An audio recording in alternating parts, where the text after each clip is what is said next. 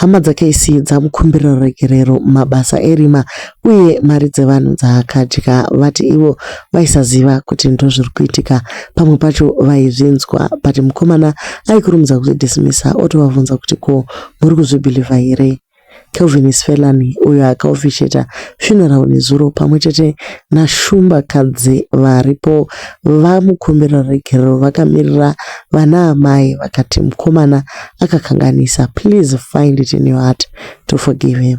The first thing that was important for me to point out, and I pointed this out on behalf of the departed KC, is to say I'm sorry. Is to say I'm sorry to the people that were wronged. I don't know you. I don't know what might have happened to you, or that what KC might have done to you.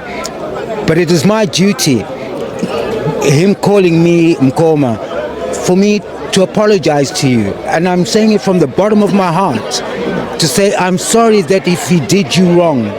And I beg you to find somewhere in your heart to forgive the man, to give him redemption, because we all make mistakes. Sometimes our mistakes are bigger than other people's mistakes, but we're all human, and there must always be a path for redemption at some point. And I'd like to think that we are much better when we face our challenges together.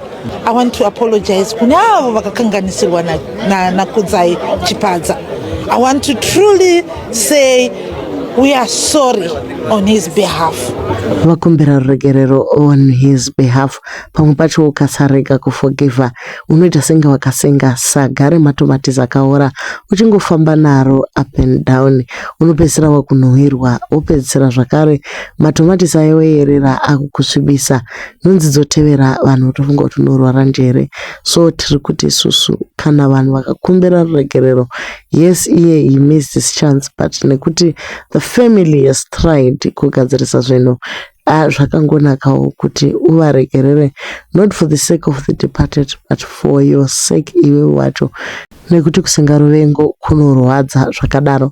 Vamwe vari kuti makaregere kumutsiura nguva iripo, makuda kutirambidza kutaura zvatinoda, hatisi kuzomboita wafa wanaka, but tazongodecida kuti regai vanhu vacheme KC nenzira yavo. Vari kuita kumwira doro vari kudaro, vari kuita zvekugochawo vari kuita zvimwezvo, nevari kuita zvekunwa doro vari kudaro. So umwe nomwe ari kugriva nenzira yake, vari kufunga kumaexposawo. Ndo nguva yacho, nekuti kana tichinge tangodarika pafuneral, mamemories emukomana anobva angoita buried pamwe chete naye, isi tokontinya neupenyu, totombokangamwa kuti kune murume wainzi KC.